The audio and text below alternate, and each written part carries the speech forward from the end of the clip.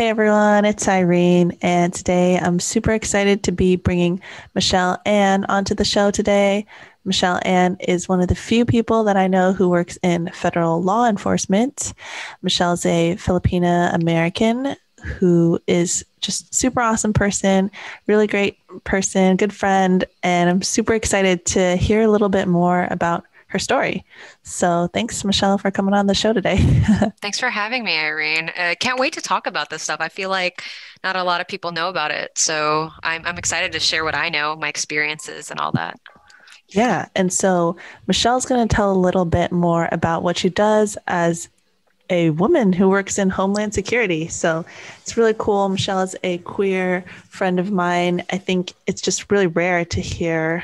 And I was like, wow, this is so cool. I got to get you on my show to talk a little bit about your journey. So if you don't mind sharing, what exactly is your title and what do you do for work? So I am actually, my official title is Civil Aviation Security Specialist, and I work for Homeland Security. I've been in federal service for oh my gosh, I hit my 10-year mark. Just reminded me of that. Congratulations. Thank you so much. 20 more years to go. But so what we do basically, as the title suggests, or not the title, but the agency itself, which is Homeland Security, we basically are tasked to protect the homeland, aka the United States of America. So, sometimes it might call for, disaster relief, which is FEMA, as you're aware of. It could be Federal Protective Security Services, protecting people in that sense. So the things that I do personally, it's transportation security. So anything that has to do with that, just securing modes of transportation. It could be like airports, it could be like railways, things of that nature. Nice. And do you mind sharing with people how you first got involved? I know it has a little bit to do with your family. If you don't mind sharing, I think it would really help people because even for me, I just don't know a lot of people who work in law enforcement, especially on a federal level. So if you Mhm. could share, that'd be super amazing. Sure. Well, I think I have to go back to my childhood in the Philippines because, like you said, it's very rare for a queer woman of color to find themselves in law enforcement. It's very rare. I mean, looking at even my own agency, I'm probably the only Asian woman in that whole field office. I mean, I think I've met one who was a supervisor, but she transferred in from the California field office. So with that, I think what the mindset for me was, even as a child, as a small girl, is that when I grew up in the Philippines, I had an aunt who was a police officer. She was, I think, the equivalent of FBI in the Philippines, and she was just so inspiring, and I looked up to her a lot. And her wife, well, they weren't legal wife because back then, I mean, one, it's Philippines, it's a very Catholic nation, but they were life partners, and yeah, she basically inspired me that I could be a law enforcement officer as a woman. It never even crossed my mind that, oh, I'm a woman. I probably should not do that work. It was just like, oh, she's doing it. Well, I'm in the mindset that I probably could do it. So I basically grew up thinking I was either going to be a law enforcement officer or a doctor, which is typical of what's expected of us, I suppose, as Asian people, I guess. But that's how it started for me, that it put me in a mindset that I could be a law enforcement officer. And when I moved to America in 2000, my mom worked in the airlines and she was exposed to airline security, which was TSA at the time. So I started my first job actually, and it put me through school. It was the transportation security officer, which are the people that wear blue in the airports that check your bags and, just make sure that passengers don't have prohibited items on them, don't have, worse bombs, and at best they just forgot scissors like you did, Irene. Yeah. So that's how I got into that, and I sort of moved up from security with no law enforcement powers to going to the law enforcement branch within TSA. And that's what I've been doing for the last 5 years. Yeah. And I think TSA is something a lot of people, especially people who travel, have a lot of familiarity with. Michelle referenced a story I had shared with her before. And this was already when, TSA was in existence. I once accidentally brought a scissor onto a plane. And when I got to my destination, I was like, oh, let me just like take these out and give them to, because I went to visit family. So I was at my, a place with my family. And I was like, oh, let me take this out. You can have these pair of scissors because I probably shouldn't try to take it on my way back. I don't even know how I got the scissors through the security in the first place, but maybe because I have TSA pre-check, maybe they know that I'm a low risk person and I have global entry as well. Like, so maybe it's like, okay, this person's low risk. There's no chance of them being like a terrorist or anything like that. So yeah, that was very funny. I think everyone has like a funny TSA story they could even share. Hopefully you can share some with us in an anonymized manner. But I once did get stopped through going through TSA for some salt. I brought some salt back, brought some like Hawaiian salt, and because it looks mysterious on the monitor end through the whatever X-rays they're using, they actually had to go through my bag. And I was like, oh no, what is it? Oh my gosh. I was kind of I was like a little bit worried. I was like, what did I put in there that's going to like get me in trouble? It was just the salt. They're like, oh, is this salt? They like wipe it a little bit. And I was like, oh yeah, it's just salt. I wanted to bring some salt back as a gift. They're like, So okay. actually, salt would come out as, those X-rays that they have. Mm-hmm. So it just detects carbon. So carbon materials would come out orange, which Mm-hmm. are normal. Like if I was looking at liquids, it would be orange or something. Your salts probably came out as green, which would definitely flag because metals would have that. And if we see anything like greenish or yellowish, we're like, okay, we got to check that out because we don't know what it is. Sometimes it blocks. That's why they ask you to take out, like technological clutter, like take your iPads out, take your laptops, because that comes up as all like blues. And it's hard to see the oranges when you have blues on top of it. So that's why they ask you to take it out. Yeah, maybe, if I were really like evil and sneaky, I could have like put a bag of salt and put like something inside of it, I guess. But it was like all packaged and everything. I just wanted, because I don't know if people are like salt fans or something, but in different areas, the salts taste different based off of like the water and the other minerals that are like nearby. So I'm like such a foodie. I was like, I gotta bring some Hawaiian salt back as like a gift. So, That's how you um, hid your that's how you got your scissors through, huh, oh yeah, Irene? a bag of salt, a bag of rice, just wrap it all up and put in a formal packaging. But yeah, it's pretty funny. I think everyone has familiarity with TSA. Did you like your time as a TSO, as a transportation security officer? Like, what were some of the like most fun or toughest parts about it? Whatever you want to share, really. Oh, yeah, sure. I mean, it's been so long. I look at my time at TSA to be, it taught me a lot about federal employment. It taught me a lot about just being professional in general. It was my first job at the time. And although I was just a part-timer and it paid my bills, I would say that when I was in that job, I didn't particularly enjoy it, but I did do it for 6 years, because I knew it would like while I was going to school, it would put my foot in the door for federal employment. They have great benefits too and whatnot. But what it taught me was patience and standing up for yourself. Because as I've mentioned before, when you're at an airport and you're stopping all these people who are late for their flights, or you're taking stuff from them that they thought was, that they could take with them. Unfortunately, we don't make the rules. Like I know this grandma who has medical cannabis with her is not trying to, you know, um, sell drugs. Unfortunately, we'd have to put a report on that because at the time you couldn't travel with it without medical documentation. But you really had to deal with people who were upset with you. Well, really, they were upset with, how it was structured that way. After 9/11, they're a lot more strict.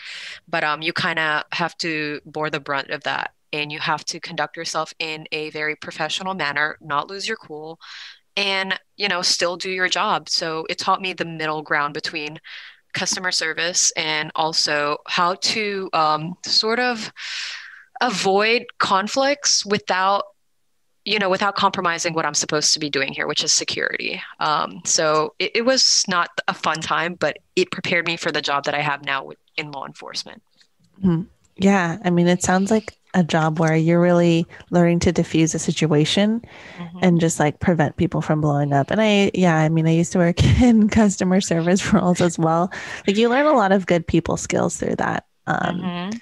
Yeah, And I don't know about educational. you, but like I tend to be, people don't believe this, but I'm actually more introverted. So my boundary placing in I mean, I got this job when I was 19. My boundary placing at 19 was not the best, you know.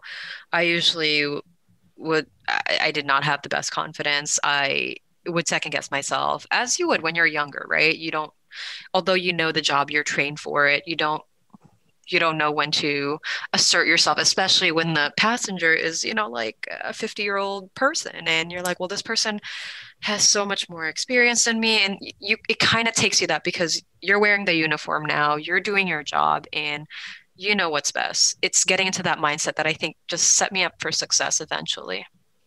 Yeah, that's awesome. Yeah. And for people who don't know about TSA, if you're like outside of the United States, but the Transportation Security Authority was created shortly after the tragic terrorist attacks, 9/11, to kind of secure our transportation system. So mainly, I think people interact with them at the airport. So that's just Hmm. for people who don't know. Did you ever get to meet any of the canine handlers? I I knew we love were seeing going. those dogs, but I'm just like, oh, I know you're not supposed to pet them, but I'm like, oh, they're so hardworking. They're so cute. Oh, I don't know if you've seen my pictures on IG, but I am not supposed to pet them, but I most definitely do when they're on their breaks. These are working dogs, but they enjoy some pets from time to time. But I would say I don't know a lot, too many details about them, only that most of the puppies are trained in Texas somewhere, San Antonio, and then they're paired with a handler with TSA when they're around 2 years old because they go through basic training, just like, regular officers, and then they get paired up, and then it's up to that handler now to train it. And they go through what is it? I want to say annual training and certification. So it's really in the handler's best interest to train that working dog really well, make it disciplined because their job also rides on that. Because if the dog fails, they fail too, and that removes their certification. Mhm. Wow, I wish I could have a really really well behaved dog like that. That looks like the most fun job. You get like a Yeah. best friend permanently that you Oh, work together with. absolutely. And the dog can even retire with you. It's really great. Oh my gosh, at what age do these dogs tend to retire? It depends on the breed, but I believe last time they were using Belgian Malinois, but I think that's more of a law enforcement dog. So these dogs that TSAs have, they're more for detecting explosives, not necessarily stopping people like police dogs do. Mhm. So they tend to be cuter. I know that they tend to go for dogs with floppy ears so that they look more friendly and they're not so like threatening because they're not there to be threatening. They're there to detect things like sometimes CBP has like beagles too, which is really cool here in DC. So yeah, those are the kind of breeds that they have, and depends on the age of retirement, depends on the breed. Mhm. Cool, yeah. What other things do you want to share about like federal jobs and how do you like working for the federal government? Okay. I would say the federal government it's probably the most stable career that anybody has. That's one thing my mom always said to me, even as I was a kid, go federal, go federal, go federal. And now that I'm here like 10 years in, and I would say that's true. The only insecurity it has is when the government does shut down, it seems to happen every 4 years when a new Yeah. administration comes in, or if they hold the budget ransom so that someone can pass a certain bill. But aside from that, I mean, you're going to get your job after that. You're not going to get laid off without like out of nowhere. Like throughout this pandemic, it's very unfortunate what happened to these small uh, private companies, I think we all have experience in that, but being part of a federal agency this big, well, mine is not even that big, but being part of just an agency, I was still working, I was still employed, so I'm always thankful for that. Um, I would say most of my difficulties, I wouldn't even call them difficulties really, because I'm more of a half full type of person, comes from being a woman of color in law enforcement and being queer as well and being young. So I have like four different diversity Varying things here, I guess. identities that, are not commonly reflected in your field. Absolutely. Yeah, that's the best way to put it. And it leads to certain misunderstandings, but I think that's why I'm there for a reason that just just being in that space, providing the perspective that I have is such a good thing. So I encourage anybody who's interested in law enforcement to go for it. It's not what you think it is. It's really, it comes down to your purpose, your mission, and doing good work. You're there to protect people and yeah, if you have that in you, I say go for it. The training seems tough, but it's not too bad. Mhm. You'll Do surprise you, yourself. yeah. What was your training like? Was it difficult? Was it hard? Do you feel like you were adequately prepared for the work that you're doing? Like, how is that? Oh, it was definitely hard, especially for me coming from, I mean, before this, I was, like I told you, a TSO, the Transportation Security Officer. It's not a law enforcement job, but it is security. But there were no physical, like requirements for me to be in that job. When I entered this new law enforcement position that I have now, it demanded a lot for me physically, because now you are in a law enforcement capacity. If you need to stop people to protect others, then you need to be capable to do so. And, I had limiting beliefs as a woman first because, oh, this is a male-dominated field. Like, I need to be able to bench as much as these guys, run as fast as these guys. And most of my coworkers, most of the candidates that came in there with me were ex-Marines, and it was very intimidating at first. But I would say you surprise yourself when you go through academy because for me it was 4 months of academy, which is not even that bad. I believe boot camp is a little bit longer than that in the military, but it demanded a lot mentally and physically, and I would say emotionally too. Was your What boot I've camp nearby in DC, or was it somewhere else where like everyone goes to the same place, or is it like a secret location you can't even share? No, I mean, it's well known out there, but there's different academies all over the United States. But the most common one is in Georgia and also in New Mexico. I got placed in the one in New Mexico, Artesia, which is close to Roswell, the place of aliens, and I guess Area 51. Not that that's whatever we were doing. I don't know anything about that, just so you You mean guys you know. didn't storm Area 51 with everyone else that one time they had a party outside? No, I couldn't, but I was there guarding it though. Oh, I'm joking. But no, it was so that was our location for academy, and you find yourself running in a frozen desert. But you push yourself, and after academy, you realize, my gosh, I can take it. Anything these guys throw at me, I can definitely take it, and it just built my confidence up so much. Like it's really true. wow. And so the boot camp was 4 months of like workouts, education, like physical tests, that type of thing.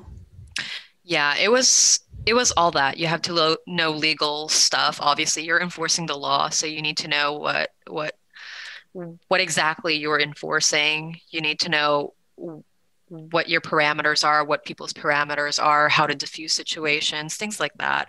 Um, they also train you. That was the first time I've ever shot a gun, honestly, when I went to academy. And the good thing about that is you have no bad habits coming in there. If you've never shot a gun, it's okay. They'll train you. And it's kind of funny, but I do think that my background with video games helped so much with that. I had some instructors come up to me and say, where did you learn to shoot like that?" And I would joke around and say, "Hey, I learned this from Call of Duty." And they would just laugh because it's true. Hand-eye coordination, you know how aiming is supposed to look like when you're handling a firearm. So yeah, they train you on that. It's good training too.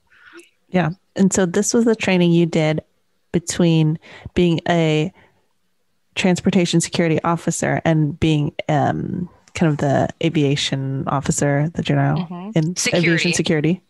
Yeah. Mhm. So it's really good work. I'm forever thankful for those 4 months. Although just like TSA, I did not enjoy every moment of it. I swear I was very bruised up. I mean, one of the academies I had to go to was closer to DC. They moved you in different ones. I was coming home every single weekend. I was making that 3, 4 hour drive just so I could be home and just have a sense of normalcy because being in academy just stresses you so much. You're just so emotionally drained, physically drained, and I would come home with like bruises of my body, But you try you make it through. You just keep going one step at a time. It's a marathon. Yeah. Yeah. That's awesome. That's so good to hear. I know a couple people who did boot camps later in life. And I think there's even an age limit typically. I think like 30, 32, maybe nowadays or Hmm. something like that. And because, at some point it's going to be really hard to do those things unless you are really fit. Like some of those like runs or carrying whatever amount of equipment for however far of a run, like, Hmm. camping outdoors, your back is just not the same when you get older. No. I'm like, oh gosh, I'm in my 30s. I'm like feeling like so old nowadays. Oh, don't be. I mean, we had two 42-year-olds. So actually the limit is 37 years old. I mean, as far as law enforcement, and I think certain military branches. So they got a waiver because they were previous law enforcement. So their time stopped when they went on that first one. So they're not counting as 42 years old. They're counting as whatever time they first were employed in a federal law enforcement capacity. Um, so yeah, we had 42-year-olds there and they were kicking ass. They were kicking everyone's ass. So They're like, it's a this isn't my mentality. first rodeo. I've done this before. Yeah, it was pretty good. Yeah, I'd say do it. Like, don't let these limiting beliefs that you can't handle academy stop you from becoming a law enforcement officer or even military. I mean, it is a different environment though. It's definitely an old boys club. Because there's not a lot of women, there's not a lot of people of color. But that's why I urge anybody who's any of those things to go for it. Like I said, your presence there does so much. You have a different perspective than most people, and they're very open to it. The public thinks that law enforcement is not willing to change or anything like that, but they are. At least in the field that I'm in, the agency that I'm in the field office that I'm in, they are seeking more perspectives and yeah, I agree. That's the way to go. That's how we evolve this field. Yeah, I think that's super important. And I think the more diversity people see in every industry and every role, they'll have a better perspective. Like having more women, having more LGBT people, having more people of color. I think it's important, and I think the best organizations are people who have different perspectives and are willing to like question, like, why are we doing things this way? Or they might even think like, oh, you're designing your product in this manner, but what about people with maybe English as a second language, or what about people who don't have the same, typical motor functions, like they might not be able to use this product as well, or Hmm. accessibility. There's just so many things I So think many. having a broad perspective will be really, really helpful for. So I Hmm. think that's awesome that you're breaking stereotypes and you're doing your thing and sharing your story. Do you have any last things you want to share for people if they're considering like, oh, federal employment? What are some tips you have? I would say it really depends on what phase you are in your career, but federal, you can never go wrong with federal only because that it's such a secure job, whether you choose to go law enforcement or not. Federal, in my opinion, is the way to go. Um, I would start with something like TSA, who is always hiring. You don't have to stay there the whole time, but since the work really is kind of stressful, and I think that's why the turnover is so much, and they're always hiring because people tend to be, either moving to better positions or end up quitting sometimes, and that happens because it's stressful. It does one clear you for a public trust clearance, which is the most basic to be a federal in federal service, I believe. They ask basic questions like, where have you traveled to? Things like that. So they can Kind of like gauge the global entry test.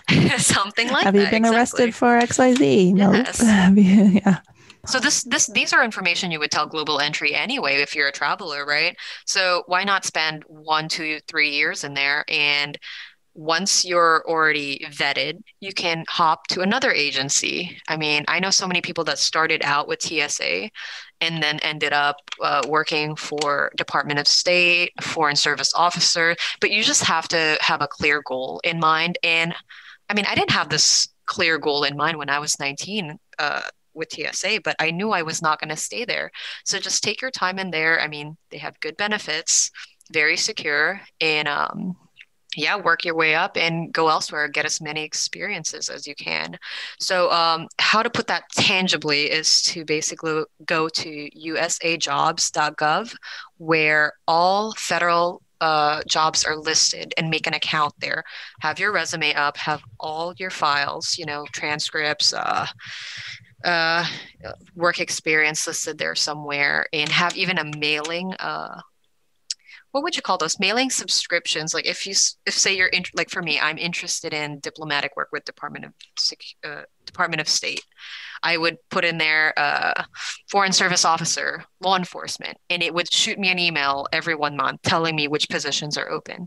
So doing things like that and just applying to everything just to get yourself sort of familiar with how to get this interview. And then even if you don't get the position, you get interview practice because federal resumes and federal interviews are very different from, like private sector kind of industries and interviews. Very different. I say just, make some moves in there and get as much exposure as possible. Yeah, that's some really good actionable advice. usajobs.gov for all the Hmm. federal jobs. Look into something entry level like a TSO role that you can then use that, build up credibility, build up your hours worked, and then pivot to something that maybe you find more interesting that gives you a little bit more, I guess, independence or ability to do something a little different. Because, Hmm. if you're a TSA agent, the TSOs, at the front line at the airport, you're not going to be doing like a ton of variety. Of course, you can like try to make your operational processes more efficient or whatnot, but there's like an extent of what you can do there. Maybe be like a trainer or an off like a manager or like a shift lead type of thing. But yeah, Yeah. I think that sounds like a really great plan. Those are all really good advice. Like, it's really interesting for me to hear that federal interviews are pretty different than regular private sector interviews. Like, I'm not even sure. Like, what are some of the ways that they're different? If you don't mind sharing, like, what's an Sure. example question that somebody might ask you? So I feel like I'm almost biased in a sense because I've never had a private what is Sector it? job, I guess. Sector interview. I've only had public. So really all I know is I basically tailored my interview skills to be towards public. And how it is I'm not sure if you're familiar with the STARS method, but that's how Mm-hmm. they do it. STARS being, what was it? Situation Wow. that you were in, Yeah, the situation, task that you task. were assigned, the Hmm. actions that you took, and then the results. Results. Exactly. So This is I'm not like sure if there's S is career there. prep, interview prep. Like, this is like the Perfect. method that most people recommend people have how to answer an interview question. Oh, then if you know the STARS method, even better. I mean, you just need to review those and you're pretty much there already. And the good thing about federal employment, unless you're trying to be a NASA where it's super specific and you have to have the education for it, is that they're willing to have most perspectives in. So for me, to be frank with you, I don't even have a bachelor's degree. But because of my work specialization, they knew I had a background in this, and they're willing to, get somebody else in there with a different kind of perspective. You know, they hired me and I passed all the tests and they're willing to do that. Like I know for FBI, there was somebody who was like a store manager that got a federal was an agent position. So it could be anybody, really. You just got to go out there and try. Language skills are preferable in things like that. The government always wants people who, like you mentioned earlier, have different perspectives. And we're such a multicultural nation that that's always a good thing if you have knowledge of another language.